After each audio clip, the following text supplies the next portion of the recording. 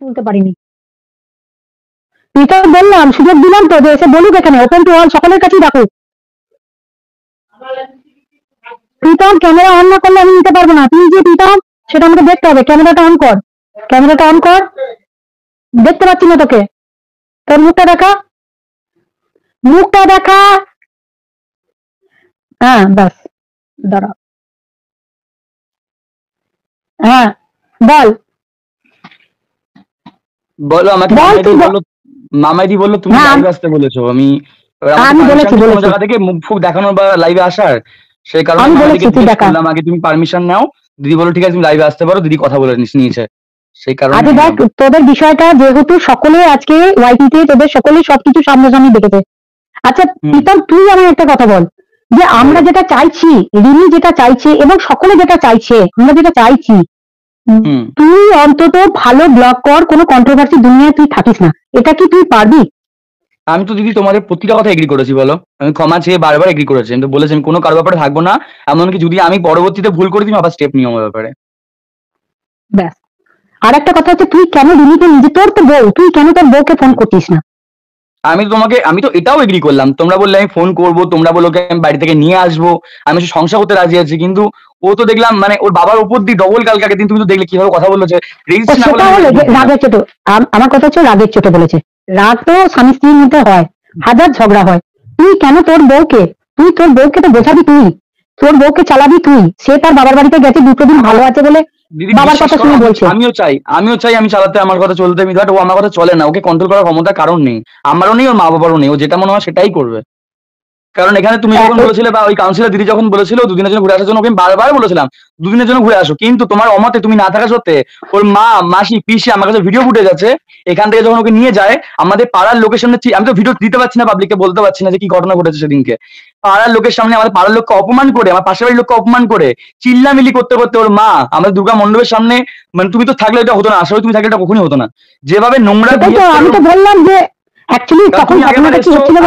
ভালোবেসে দিয়ে গেছো, আমরা রাখতে চাইনি সে সময়টায়, কিন্তু বাট এরকম ঝামেলা শুনতে হয়নি, বাট এবার যখন ওর মা মাসি পিসিরা এসেছিল, আসার পরে নোংরা ভাবে রাস্তায় চিল্লামিলি করতে করতে গেছে আমাদেরকে অপমান করে সারা পাড়ার লোকের সামনে। তখন রিমি চুপ করেছিল, তখন আমার মাসি বড় মাসি এসেছিল এই মুহূর্তে, আমার বড় মাসির আমার সাথে কোনো কথা নেই, কারণ মাসিরা উল্টো পাল্টা খারাপ কথা বলেছিল, সেই কারণে তো মাসি আর বৌদি এসেছিল সেই গাড়ির সামনেটা মণ্ডপের সামনে, তো মাসির সাথে কথা বলে, এমনকি সেই মধ্যেও চিলে বলে যাচ্ছে আপনারা একটাই ছেলে জন্ম দিয়েছেন আর কোথাও ছেলে নেই, বলে নোংরা ভাষায় কিস্তি কামারি মারে, এমন নোংরা কথা বলে। এমনকি ওর মা এখান থেকে যাওয়ার পর আমাকে হোয়াটসঅ্যাপে মেসেজের মধ্যে এমন বাজে কথা বলে, রিমির মা, ওকে মামনি বলে রাখতাম রিমির মাকে, এমন মানে 10 লাখ টাকা চায়, এমনকি বাজে কথা আমাকে, আমি রিপ্লাই করার পর আমাকে বাজে কথা বলে, সেই কারণে পর থেকে আমি ওর মায়ের ফোন আর ধরি না। আমি কিন্তু ওর মাকে ভালোবাসতাম, যেহেতু কালকে আমাকে ওর মা ফোন করেছিল, ব্লগ লিস্ট আমার ফোন ঢুকেছে, আমি কল ব্যাক করিনি সেই কারণে, কারণ একটা মানুষের কাছে বারবার অপমান নিতে নিতে আমি আর নেই সেই জায়গাটায়। কিন্তু যতবার আমি ভুল করেছি বললে তোমরা যতবার কল করেছি ততবার ফোন রিসিভ করেছি, জানি আমার ভুলটা হয়েছে। দেখো দেখ প্রীতম, আমি তোকে একটা কথা বলি ভাই, তোকে অনেকে হয়তো ভাববে যে, হয়তো আমাদের ক্ষেত্রে তোকে হয়তো অনেকে ভাববে যে আমাদের হয়তো কোনো ইন্টেনশন আছে। তুই বল, আজ পর্যন্ত কোনো ইন্টেনশন নেই তোদের বাড়ি থেকে কোনো কিছু ডিমান্ড হয়ে যে, বা কোনো কিছু তোদের কাছ থেকে চাওয়া বা তোর কাছে চেয়েছি?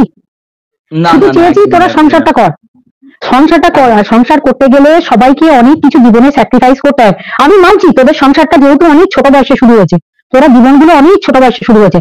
আজকে তুই বল, তোর সঞ্জয় হাড্ডা তোর যে তোকে সাপোর্ট করে, সে তো তার পরিবারের দেখ একটা চ্যানেল ঠিক রেখেছে, সেখানে কিন্তু কোনো কন্ট্রোভার্সি করে না। সে কিন্তু তার বউকে নিয়ে দারুণ কন্ট্রোভার্সি করে না, কিন্তু একটা দারুণ ব্লগ করে, ব্লগিং চ্যানেল আছে, দেখেছিস তুই সেখানে? সে কিন্তু তার বাড়ি দেখাচ্ছে, ঘর দেখাচ্ছে, তার বাচ্চাকে দেখাচ্ছে, বউকে দেখাচ্ছে, তার বউও কিন্তু সংসার করে কত সুন্দরভাবে। হয়তো স্বামী স্ত্রীর হাজার ঝগড়া হয়, সেটা কি সে সেই ব্লগে দেখায়?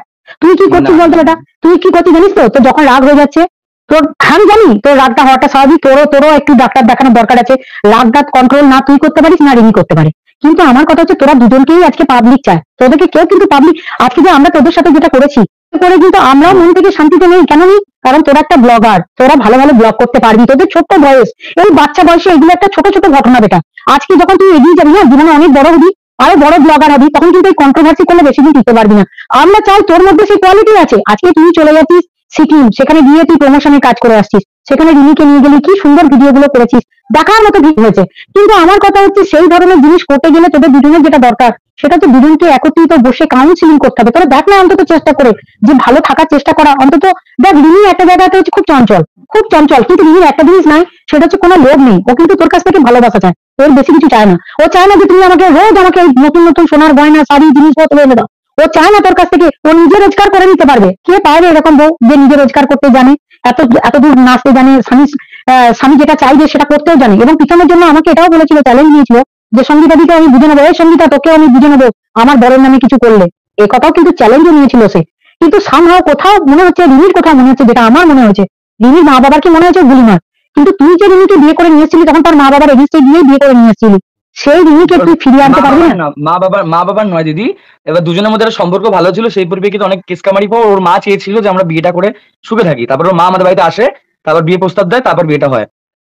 হম আমার যাই হোক, ভালোবেসেছিলি তো? কাউন্সিলিং করতে বলেছে, আমার কাউন্সিলিং এর প্রবলেম নেই, আমার মাথা গরম হয়ে যায়, আর এটা স্বাভাবিক ব্যাপার, কিন্তু তাও আমারও কাউন্সিলিং করতে কোনো প্রবলেম আমি নেই। তো অন্তত কেউ জানুক আর না জানুক, কেউ জানুক আর না জানুক, সেই সময় আমি তোকে জানি ফোনে ছিলাম, সেই সময় আমি দেখেছি তুই যেটা করেছিস সেটা হচ্ছে প্রচন্ড রেগে গেছিলি, যা বলছিলি দিনিও তার পাল্টা উত্তর দিচ্ছিল। দুজনের মধ্যে এই এই জায়গাটা কেন যাচ্ছে বলতো?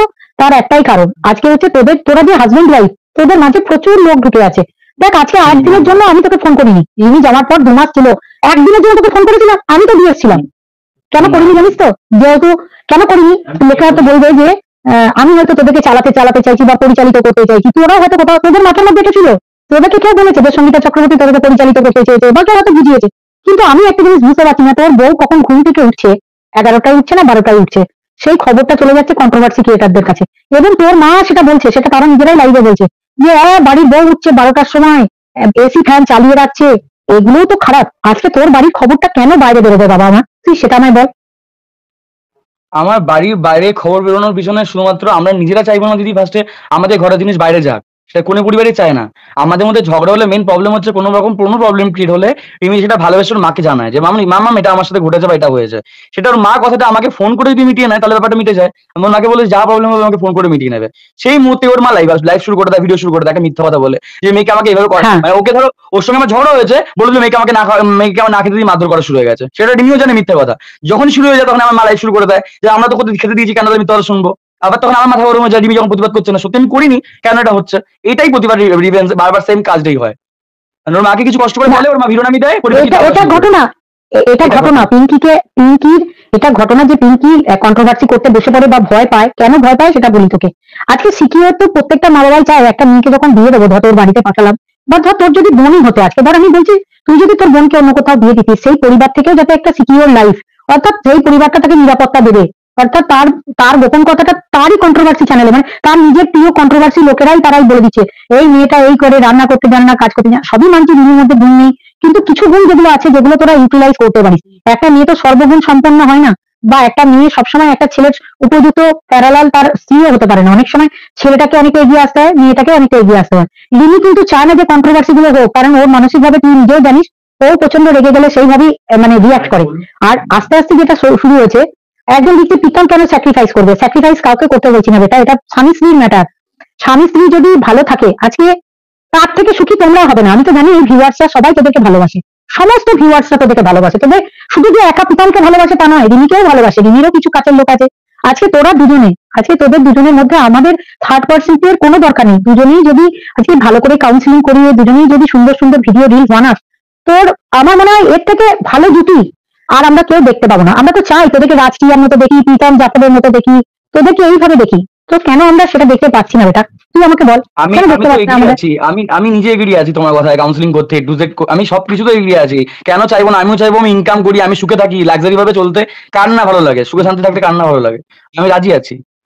আমি তো নিজে এই কারণেই বলেছিলাম দুটো ফ্যামিলি একসাথে বসে মিটমাটটা করবো, তাহলে ওর মেন রিমি চাই রিমির মা বাবাকেও, রিমির হাজবেন্ডকেও, কারণ আমিও চাইবো রিমির ওর বাড়িতে যাক, আমিও রিমির বাড়িতে যাই, রিমি আমার বাড়িতে আসুক, তাহলে কখনো তুমি যদি পিঙ্কি বা তপন এখানে থাকলে লাইভে এসো, আমার লাইভে লিঙ্কটা ধরে উঠে এসো এখানে, বা রিমি তুই চাইলে এই লাইভে আসতে পারিস, তাহলে এই অশান্তি হতো না যখন দুটো ফ্যামিলি অ্যাডজাস্ট হতো। এখানে এই কারণে তোমার কথা শুনে, আমি তোমার কথা রিমির মায়ের কথা শুনে, দুজনের কথা শুনেই আমি কিন্তু কলকাতা থেকে বাড়ি চলে এসেছিলাম।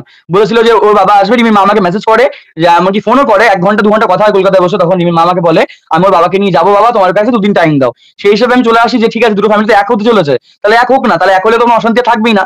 এখন রিমির মাকে কষ্ট করে যেটা বলছে, তখন আমি ওর বাড়িতে চলে যাবো, ব্যাপারটা মিটমাট হয়ে যাবে। আমিও চাই দুটো ফ্যামিলি এক হয়ে সমস্ত ঠিক হয়ে যাক। যখন ঠিক হচ্ছে না, এবার রিমি চাই যখন ডিভোর্সের কথা, এবার আমি কি বলবো বলো? যখন মরবে তখন ডিভোর্স চেয়ে বসবে। দেখ একটা কথা বলি, এটা একটা রাগের কথা, ও কি তোকে ডিভোর্স দিচ্ছে? ও ও অলরেডি আগে রিমি কি তোকে ডিভোর্স দিয়েছে? চলছিল ডিভোর্স কেস। এবার ও এক জায়গায় অ্যাকচুয়ালি ওর মাথাটা এমন, আমি এটাই ওকে বুঝতে পারি না ও কেন এক জায়গায় বেশি দিন থাকতে পারে না কোনো জায়গায়। এটাই আমার মাথায় পুরো মানে আজ পর্যন্ত ঢুকলো না। রিমি কিন্তু আমার বাড়িতে বলে নয়, রিমি কিন্তু রিমি বাড়িতে 1 মাস 2 মাস বেশি থাকতে পারে না। ওখানে ওর মা অশান্তির ভয়ে কিন্তু রিমিকে আসতে বারণ করছিল। ওর মাও জানে ও এক জায়গায় বেশি দিন থাকলে কোনো অশান্তি ক্রিয়েট করে। কিন্তু কেন, এটাই কেন, এটার জন্য ডাক্তার দেখানো উচিত। এবং আরেকটা ঘটনা হচ্ছে, রিমি সবসময় যেটা দেখেছি সেটা হচ্ছে রিমির মধ্যে ওর তোর কাছে কদিন থাকার পরই আবার কদিন বাবার বাড়িতে যেতে চায়, কারণ ওখানে গিয়ে কদিন একটু মানে ও কি হয় বলতো, মানসিক ভাবে ও প্রিপারেশনটা নিতে পারে না। মানে আজকে একটা এটাও তো ঘটনা, রিমি যখন ওর বাবার বাড়িতে থাকে তখন দেখবি ওর ভিডিও গুলোর কি ভিউজ এবং ভিডিও গুলো কি ভালোভাবে নামাতে পারে। তার কারণ দেখ, তোরা তো ক্রিয়েটিভ জগতে থাকিস, তোরা তো আর সাধারণ মানুষ নস। তোদের মধ্যে থাকে যে এরপর আর একটা ভিডিও নামাবো, এরপর এই ভিডিওটা নামাবো বা এই ব্লগটা করবো। তোদের তো মাথার মধ্যে সবসময় একটা না একটা সুন্দর জিনিস থাকে। তো সেই সুন্দর জিনিস থাকতে গেলে ঠান্ডা পরিবেশটা দরকার। সেই মাঝে মাঝে না রিমির মধ্যে এই ঠান্ডা পরিবেশটা চলে যায় বলেই না ও মাঝে মাঝে এসে ওই রকম পাগলামিটা করে ফেলছে এবং চাচামিচি করে ফেলছে। তুইও এক্সিকিউট করতে পারছিস না, তুই চাচাকে মানে নেই ওকে, আমি নিজে বলছি উত্তর তো কোনো মানে নেই। তোমার যাও ইচ্ছা হলো 2 দিন ঘুরে আসো, যখন তুমি বাপের বাড়ি ইচ্ছা হবে তখন যাবে, তখন বলে আমি দিয়ে আসবো, কিন্তু তুমি ভালোবেসে যাবে ওকে। আমি এবার কিন্তু বারবার বুঝিয়েছি যখন তুমি যাবে অশান্তি করে যাবে না। এবং তোমাকে তুমি লাইনে ছিল সে সময় আমি বলেছি দিদি যে ও যাক দিদি, না সেই সময়টা অশান্তি করে না, সেই সময়টা ভালোবেসে যাক, সেই সময় যাতে ওকে ফোন করতে পারি, যাতে ওকে খবর নিতে পারি। একদম একদম। আর সেই সময়টা আমি যেটা দেখলাম, তুইও প্রচন্ড রেগেছিলি, ও প্রচন্ড রেগেছিল, এরপর তো ঠান্ডা হয়েছে পরিবেশ। আমার কথা ছিল যে রিমি কালকে যেটা রিয়াক্ট করলো সেটা তো হচ্ছে ওর একটা ইনসিকিউরিটি আসছে কোথাও। কারণ এই কদিন যাওয়ার পর 2-2.5 মাস ওদের বাড়িতে থাকার পর ওর যেটা মনে হয়েছে যে আমাদের মধ্যে ঝগড়া হলেই তোর মা হয়তো ইনভলভ হচ্ছে বা এদিক থেকে ও ওর মাকে ইনভলভ করাচ্ছে, এবং সেগুলো সোশ্যাল মিডিয়াতে চলে এসেছে।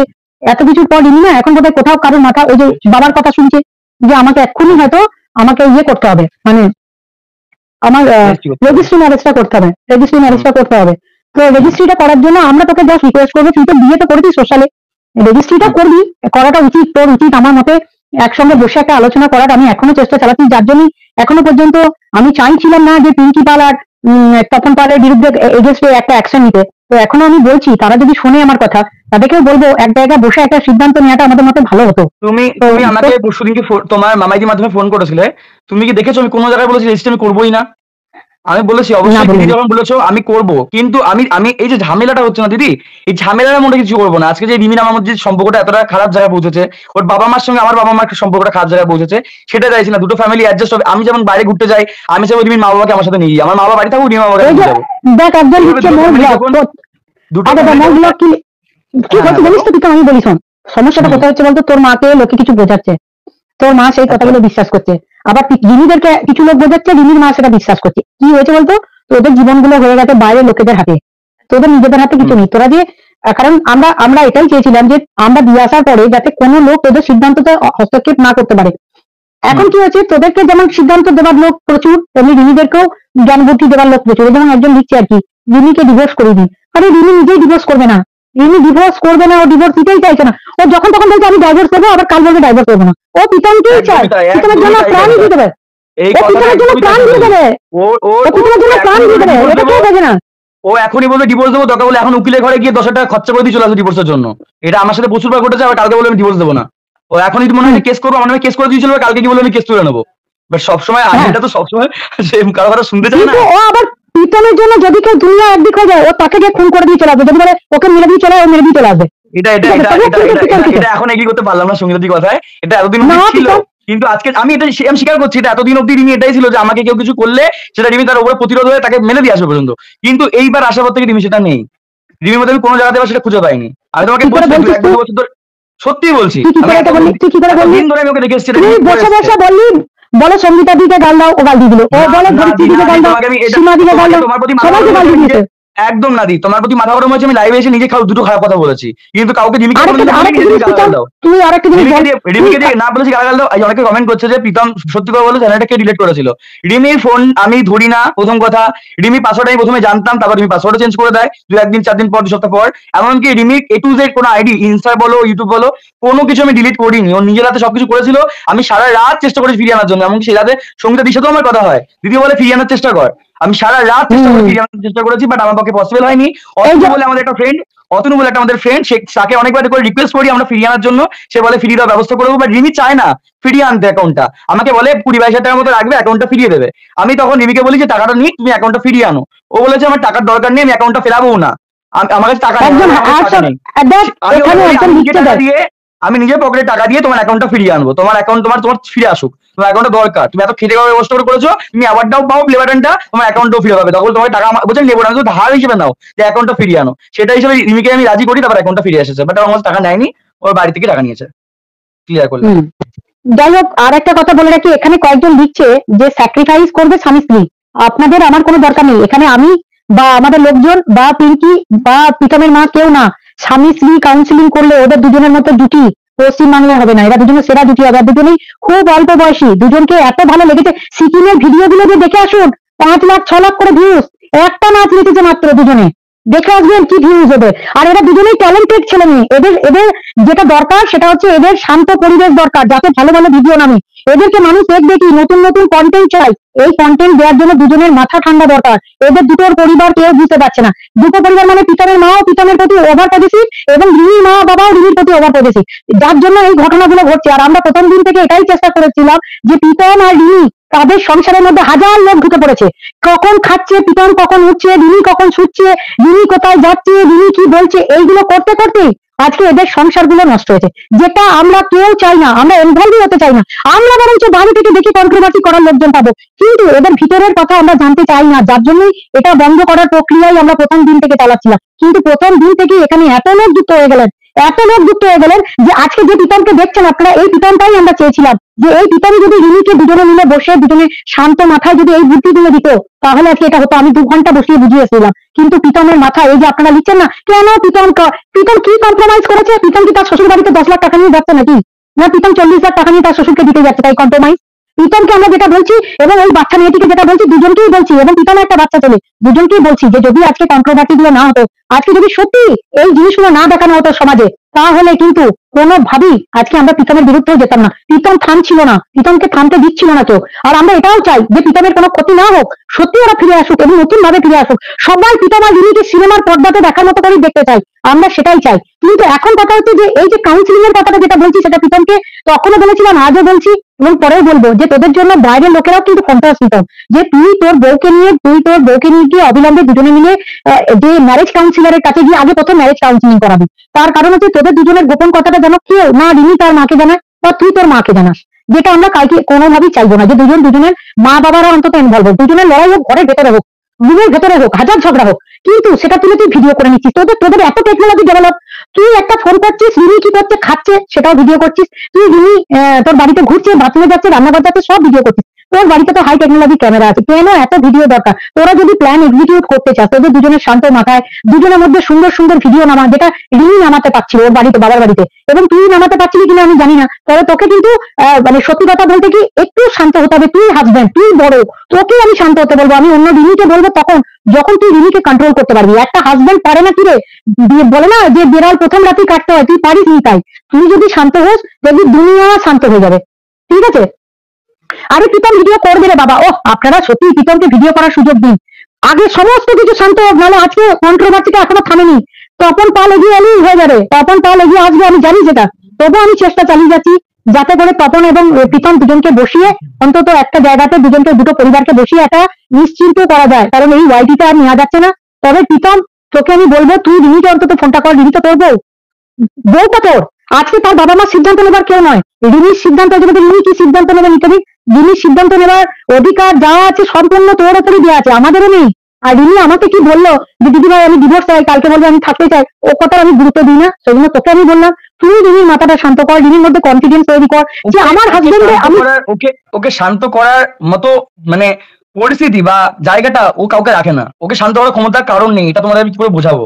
ওকে আমি শান্ত মাথায় ফোন অফ করে তুমি বলে না ভিডিও, আমি কিন্তু ওকে নিয়ে বারবার একবারও বাড়িতে, হ্যাঁ ক্যামেরা লাগানো আছে ঠিক কথা আমাদের বাড়িতে, কারণ ক্যামেরাটা লাগানোর পিছনে অনেক কারণ ছিল, সেই কারণে ক্যামেরা লাগানো আছে, কারণ আগেবার অনেক মিথ্যে অপবাদ দিয়েছে রিমি এখান থেকে যাওয়ার পর, মানে 11 মাস আগে যাওয়ার পরে, আর 9 মাস পর কেস করেছে, আমরা ওকে মারধর করে পিটিয়ে এফআইআর কপিতে লিখেছে, মারধর করে পিটি আলমারা করে ওকে বাড়ি থেকে বার করেছি আমি, আমার মা, এমনকি ওই মেয়েটা যার নাম আমি নিতে চাইছি না, যে ভালো আছে, এমনকি দিদি শোনো, এমনকি আমরা নাকি রিমিকে ফোন করে হুমকি দিয়ে মার্ডার করার কথা বলেছি, যেগুলোর একটা কথাও আমরা করিনি, এমনকি রিমি গায়ে হাত দিইনি, তারপর রিমি 8 মাস পরে কেস চাপিয়েছে, সেই কারণে আমার সিসিটিভি ক্যামেরা লাগানো। আর সেকেন্ড, ওকে নিয়ে আমার কোনো ফটো বা ভিডিও করি না, যখন থেকে রিমি স্টার্ট করেছে বা রিমি তার বাবাকে কলে নিয়ে শোনাচ্ছে, বাবা রেকর্ডিং করছে, সেই মুহূর্তে তখন আমি ভিডিওটা স্টার্ট করি, কারণ সেটা আমারও কাজে লাগবে। যখন দেখছি এক তরফ থেকে প্রমাণ না হচ্ছে, সেই তরফ তখন আমি প্রমাণটা নেওয়ার জন্য শুরু করি। আর রিমিকে আমি নিজে থেকে মানে বোঝানোর অনেক ভাবে চেষ্টা করেছি, শান্ত মাথায় বোঝানোর চেষ্টা করেছি। আমি 1 বললেও 5 বোঝে, ও 5 বললে মানে 25 বুঝে যায়। ওকে বুঝিয়ে দেওয়ার ক্ষমতা নেই। তুমি যদি বলো ডাক্তার দেখিয়ে দুটো মানুষ ঠিক হওয়ার কথা, আমি রাজি আছি, কারণ ওকে একমাত্র ডাক্তারই দেখিয়ে ঠিক করতে হবে, কারণ ও কারো কথা শোনে না। তুমি বললে হয়তো ওকে এটাই ভাববে যে শ্বশুরবাড়ি এসে কাউকে বদনাম করলে প্রীতম শিখিয়ে দিয়ে বদনাম করাচ্ছে, স্বাভাবিক ব্যাপার। এবার আমি বলি তোর উত্তরটা দিবি, এই উত্তরটা আসল উত্তরটা দিই। তুই প্রথম কি বললি যে রিমি ও বাবাকে শোনাচ্ছে। সেই দিন রাত্রেবেলাতে কলে তো আমিও ছিলাম, আমি দেখেছি তুই যখন ওষুধটা খেয়ে নিবি যেভাবে করলি, সেদিন কিন্তু রিমি যদি লাইটটা না করতো তুই রিমিকে ফাঁসাতিস। সেদিনকে নয়, সেদিনকে নয়, আমি তা বলছি না, তার আগে বলছি, তার আগের ঘটনাটা আছে তো। রিমি এত ভয় পাচ্ছে যে আমাকে হয়তো আমার নামে কেস করতে যাবে, তাই ভয়ের চোটে রিমি হাউ হাউ করে কাঁদছে আর লাইটটা অন করা ছিল। দেখ একটা কথা বোঝার চেষ্টা কর প্রীতম, তোর বাবা কাছে তোর মা আজকে কেন সিকিউর বলতো? তার কারণ হচ্ছে তোর মা তোর বাবার কাছে নিরাপদে আছে, তোর বাবা তোর মায়ের জীবনে কোনো ক্ষতি করবে না। আমি চাইবো তুই সেরকম হাজবেন্ড হয়ে দেখা। তুই তো একটা ভালো ইউটিউবার, তুই কেন একটা ভালো হাজবেন্ড হতে পারবি না? তুই তো তোর মা বাবার ভালো সন্তান, মা বাবাকে দেখিস, মা বাবাকে ভালোবাসিস। ভালো স্ত্রী পেলে অবশ্যই ভালো হাজবেন্ড হতে রাজি আছে। এবার স্ত্রী যদি, আমি বয়কার ল বলতে গেলে আমাকে যদি বয়কার লয়কার ছেলে শুনতে হয়, সেখানে আমি কি করে ভালো হাজবেন্ড হয়ে থাকবো দিদি? হ্যাঁ এবার আমাকে একটা গালাগালো দেয়, মারে কি চুপ করে শুনে নেয়, কিন্তু আমি যদি মুখ দিয়ে একটা ভাড়া গালাগাল কি দূরে একটা বাজে কিছু ল্যাঙ্গুয়েজ মুখ দিয়ে বেরিয়ে যায়, আমাকে তো 3 গুণ খিস্তি শুনতে হবে মুখ থেকে। সেখানে ভালো হাজবেন্ড এবার আমি বলি, এই যে এইটা আমি বললাম তোকে বলি, এবার তোকে বলি দেখ প্রীতম, সামহাও কোথাও আজকে দিশানির কথাটা ওঠানোটা উচিত নয় আমাদের, তবে উচিত না। আজকে যেখানে 11 মাস গেল, এই 11 মাস তোদের দূরত্ব ছিল, ঠিক আছে? 11 মাসে তোরা কেউ কারো কাছে ছিলি না। আমি চেয়েছিলাম এই 11 মাসের পর যখন তোর বাড়িতে গেল রিমি, তোর মধ্যে যেটা তৈরি করা দরকার ছিল সেটা হচ্ছে রিমিকে বোঝানো যে সত্যি যদি সংসার করি আমরা দুজনে, আমাদের মধ্যে যেটা দরকার ছিল সেটা হচ্ছে কারোর ওই প্রোফাইলে গিয়ে লাইক মারার দরকার ছিল না। দুজনের সমস্যাটা তৈরি হচ্ছে তার জিনিসপত্রগুলো পাবলিকই তোরা যখন লাইক করতে বসছিস, তখন দিশানির মালপত্রগুলো ঘর থেকে সরাও। তখন তোর মা কি বলছে, ওগুলো তো সরানো যাবে না, ওগুলো তখন লোকে বলছে আপনি অন্য কাউকে দান করে দিন না, ওগুলো তো দান করা যাবে না। কেউ কি কারোর বাড়িতে গিফট দেয় না? দেখ একটা পুরোনো পাস্ট বউ, সে তার স্বামীকে গিফট দিয়েছে, সেগুলো একটা মেয়ে যে প্রেজেন্ট গেছে তার সহ্য করাটা খুবই কষ্টের হয়। এই জিনিসগুলো থেকে কোথাও রিমির মধ্যে এই কটা দিনে অ্যাডজাস্টমেন্টে খুব খুব সমস্যা হয়েছে, যেটাতে আমি বুঝতে পেরেছি যে রিমি কোথাও ইনসিকিউর ফিল করেছে। কেন বলেছি, ধর আজকে প্রীতম রিমিকে লোকে পিৎজা খেতে যাচ্ছে দেখতে, তার মা বাইকে বসে আছে মাঝখানে, মানে রিমি বসে আছে তারপরেই তোর মা বসে আছে, তুই যখনই বউকে নিয়ে বেরোস মাকে নিয়ে বেরোস, একদম খুব ভালো জিনিস, খুব ভালো জিনিস এটা। তুই তোর মাকে বাবাকে সম্মান করবি, মা বাবাকে ভালোবাসিস, এটা নিয়ে প্রীতমের কোনো ডাউট নেই, সে তার মা বাবার কাছে চরম চোখের মনি, ঠিক আছে? কিন্তু প্রীতম এটাও কিন্তু প্রমাণ করতে হবে প্রীতমকে যে সে যখন তার স্ত্রীকে সময় দেবে, সেই সময়টা কিন্তু দুজনে আলাদা করে কাটাবে। আজকে তুই গেলি দীঘা, সঙ্গে আরো 2টো ছেলেকে নিয়ে চলে গেলি, ঠিক আছে? তুই বলবি ক্যামেরা করার জন্য নিয়ে গেছি, কিন্তু কোথাও তুই একবারও রিমিকে দেখতে পেলাম খুশি রয়েছে? তোদের দুজনের মধ্যে সেই জিনিসটা কেন ফিরে আসছে না বাবা আমার? হ্যাঁ, ভেবো না দিশানি যেখানে থাকবে গ্যারেন্টি ও আবার ছাড়বে না। রিমি বোঝাতে ভালো পারে না। আচ্ছা অ্যাকচুয়ালি দেখো, দিশানি নিয়ে কথা বলো না, তোমাদের সকলের কাছে অনুরোধ, দিশানিকে টানবে না এর মধ্যে, কোনোভাবেই ওই মেয়েটা নেই এখানের মধ্যে। ফালতু ওর নামে কোনো কমেন্ট করলে কিন্তু আমি কিন্তু হাইড করে দেবো, ঠিক আছে? আমি যেটা প্রীতমকে বলছি, প্রীতমের জীবনে রিমি একটা নর্মাল মেয়ে নয়, এটা বোঝার চেষ্টা করুন। রিমি নামে যারা নিন্দা করছেন বোঝার চেষ্টা করুন, রিমিও একটা ব্লগার, রিমিও একটা ব্লগার, কিন্তু এরা কন্ট্রোভার্সিতে চলে এসছে, কন্ট্রোভার্সিতে এসে গেছে। লিখেছে দেখ, তরুণিমা পাল লিখছে প্রীতম কেমন আছিস? প্রীতম ভালো নেই, কি করে ভালো থাকবে? তার চ্যানেল গুলো হোল্ড করে রেখে হয়েছে, সে কি করে ভালো থাকবে? তার বউকে কাছ থেকে, তার বউ নেই, তার বউ গিয়ে বাবার বাড়িতে বসে আছে, সে বাবার বাড়িতে গিয়ে তার বউকে ফিরিয়ে আনুক, এসে কটা দিন ভালো থাকুক, তারপরে 2টো পরিবারকে নিয়ে বসে আমরা আলোচনা করে, আর যদি চায় তার পরিবার যদি আমাকে ফোন করে বসতে চায়, ডেফিনেটলি আমরা 2টো পরিবারকে বসিয়ে প্রথম প্রীতম আর রিমির কাউন্সিলিং এর ব্যবস্থা করবো। কোনোদিন তুই একদম ফালতু কথা বলবেন না। দিশানির সঙ্গে যোগাযোগ আছে, আমরা দিশানির ব্যাপারে যা জানি আপনারা কিছু জানেন না, দিশানির ব্যাপারে অনেক কিছু জানি, আপনাদেরকে এখন বলতে পারবো না, আপনারাই কদিন পর ব্লগে দেখতে পাবেন।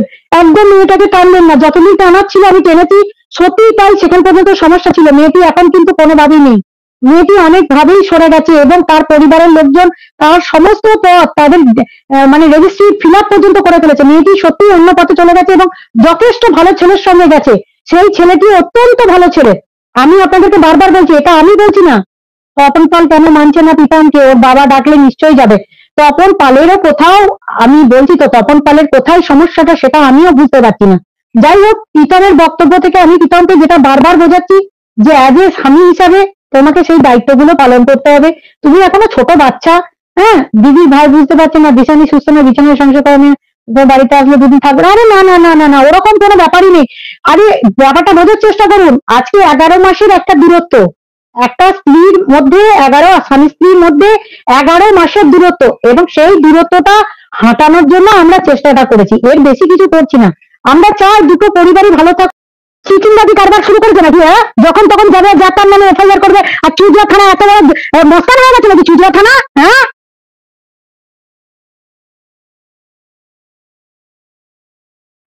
এত বড় মস্তান হয়ে গেছে চুজরা থানা, যা খুশি তাই মনে করে নেবো নাকি? হ্যাঁ, কিসের কি কি কারবার আছে তোর তপন পালের সাথে সব জানতে চেয়েছি। আজকে গেছে একটা আসতে বাস, তারপর সিটি থেকে ফোন এসেছিল, ঠিক আছে, কি বলেছে না বলেছে সব পরে হবে, আপনারা সব জানতে পারবেন। ও কত বড় মস্তান আমি দেখতে চাই, আর ওর ওখানে কত গ্যাদারিং করবো, এরপরে আমার সংগঠনকে জড়াবো।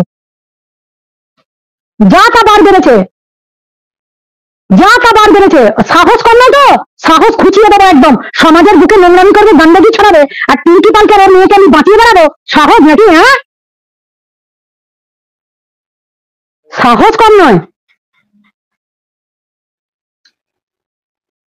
চাকরি তো, ও বলতে চাকরি খাবি, আরে তুই জেলের ভাত খাবি, চাকরি খাবি কি রে? তুই জেলের ভাত খাবি আগে।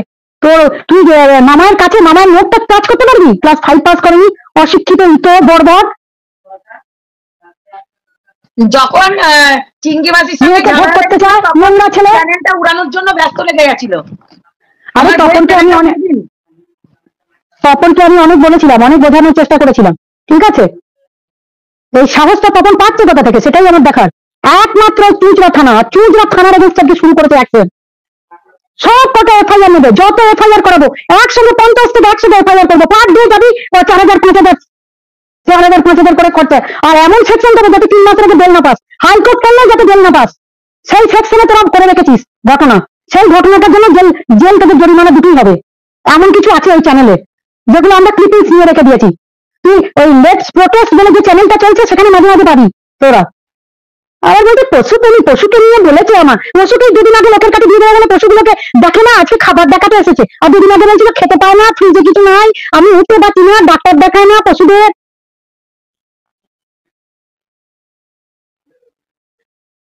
কি কারণ আছে তপন পাল কেন মেয়েকে সংসার করতে দিতে চায় না, এবং তার শাশুড়িকে ব্রেন ওয়াশ করে লিমিটাইজ 2 মাস থেকে কোনো অত্যাচার হলো না, যেই প্রীতম দিদি ঝামেলা করলো, যেই তোমার বউ কন্ট্রোভার্সি করলো, যেই শুরু হয়ে গেল আমাদের কি নাম যেন মিকি মাউসকে নিয়ে, তারপরে যখন অশান্তি বাড়তে লাগলো প্রীতম চলে গেল, তারপরেও আমরা সাথে দিলাম, তারপরেও কেস করলাম, প্রীতম আবার বাড়ি চলে এলো, সবই মানলো, প্রীতম চাইছে সংসারটা করতে, সবই চাইছে, এখন কেন তপন পাল সংসার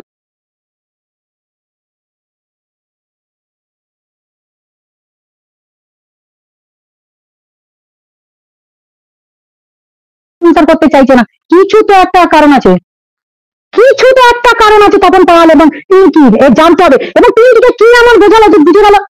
আবার বলছে কালকে ফোন করলি তুই, পরশুদিন তাকে আমার ফোনেতে তাকে তোরা অপমান করলি, তাহলে তুই কালকে ফোন করলে তারা ফোন ধরে নেবে? আর সঙ্গীতা চক্রবর্তী না থাকলে এই মামলাও উঠবে না, আর এই কেসও মিটবে না, এটা ঝুলতেই থাকবে। প্রশাসন গরম ওষুধ খেয়ে থাকে না, টাকা খেয়ে থাকে, যাই থাকুক, টাকা খেলেও পুলিশের যা হাল করতে জানি সেটা কেউ জানে না। এত এত কথা আমি এখানে বলতে পারবো না, শুধু এটুকু বললাম, তখন যদি ভেবে বসে থাকে ওটা মাছি মনে করি, মাছি।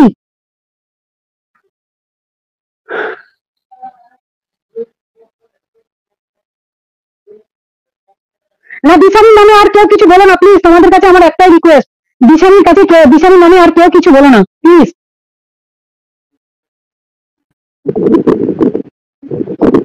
বলো চন্দনা, বলো। নমস্কার দিদি, সবার আগে বলি আমি অনেক ছোট আপনাদের থেকে। হ্যাঁ, সবাই আমার মায়ের জায়গায়, সবাই আমার প্রণাম নেবেন।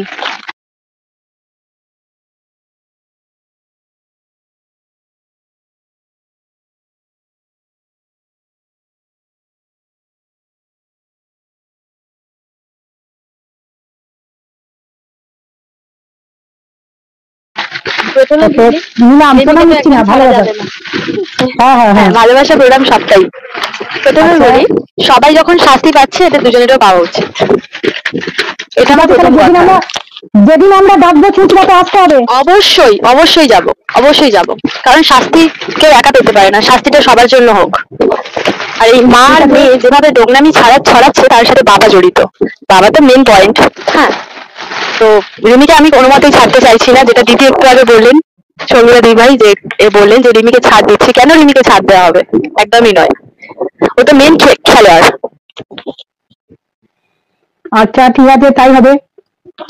রিমিকে দেখো, রিমির না একটা প্রবলেম আছে, সেটা হচ্ছে সাইকোলজিক্যাল ডিসঅর্ডার আছে। এইটাই হচ্ছে মেন কথা দিদি ভাই, এটাই হচ্ছে মেন কথা। এই যে প্রবলেমটা বলেই সবাই ওকে সাহসটা আরো বাড়িয়ে দিচ্ছি। মেন প্রবলেম কিন্তু ওর নয়। সবাই যে ওর পাশে দাঁড়িয়ে আছি, আমরা ভাবছে যে সবাই আমার পাশে আছে, এটাই ওর মেন সাহস। ঠিক আছে, প্রবলেম ওর নয়। ও ভিতরে ভিতরে ঠিক খেলাটা খেলে যাচ্ছে, কিন্তু সাহসটা এখানেই পাচ্ছে, যেহেতু ও ভেবে দিচ্ছে ওর মা মেয়ে দুজনেই ভাবছে যে সবাই তো আমার পাশে রয়েছে।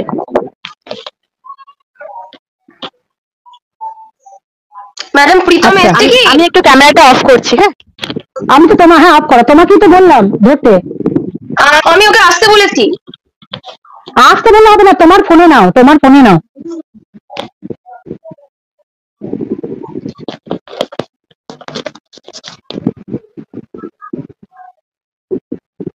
আচ্ছা, যদি ধরো এই তোমরা চাইছো যে রিমি প্রীতমের ডিভোর্স হয়ে যাক, রিমির তো একটা জীবন আছে।